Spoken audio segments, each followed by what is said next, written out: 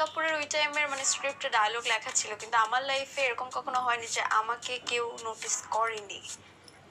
Seriously seriously মানে আমি একটা প্লেসে গিয়েছি, মোমেন্টে আমাকে কেউ নোটিস করেনি, এটা খুব কমই হয়েছে আমার জীবনে। আমি যখন এই আল্লাহ, জায়গায় আই রিয়েলি কেউ ডোন্ট একটু নো। পানি দাও। ইভেন তোমার আমি যখন নিউ ইয়র্কে যাই, এটা হয়, আমি তো একটা বাঙালি না, দিন শেষে তো আমি একটা বাঙালি মেয়ে।